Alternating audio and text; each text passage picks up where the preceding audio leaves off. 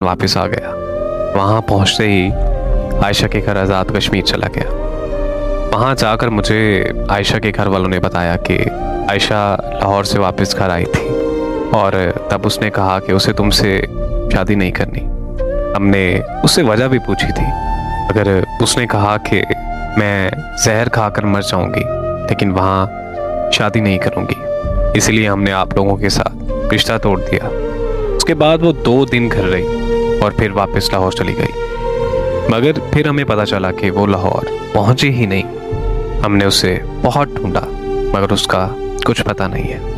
मैं ये सब सुनकर और भी तकलीफ में चला गया, क्योंकि मेरे अंदर बहुत सारे सवाल पैदा हो चुके थे कि आखिर उस दिन वो एयरपोर्ट पर क्यों नहीं आई, और फिर उसने अचानक मुझसे मंगनी क्यों तोड़ी, और अब अचानक कहाँ गायब हो गई है। मैं अपने इन्हीं सवालों के जवाब जानने के लिए अपनी कज़न से मिलने लाहौर चला गया, जो उसकी बेस्ट फ्रेंड हुआ करती थी और आयशा की यूनिवर्सिटी फेलो भी रह चुकी थी।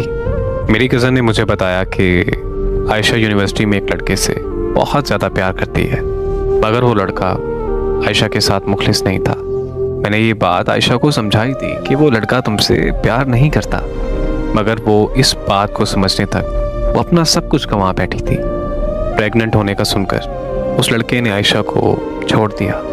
आयशा ने उसकी बहुत मिन्नतें की, मगर उस लड़के ने उसकी एक ना सुनी। आयशा बहुत अरसे तक डिप्रेशन में रही और फिर मेरी शादी पर उसे तुम मिल गए। आयशा खुश नहीं थी कि वो खुद को किसी मर्द के काबिल नहीं समझती थी।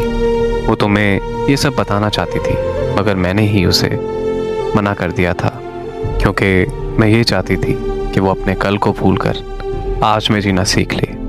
अपनी कज़न से आयशा के बारे में सुनकर मुझे बहुत दुख हुआ, पर अफसोस इस बात का था कि मेरी कज़न को भी नहीं पता था कि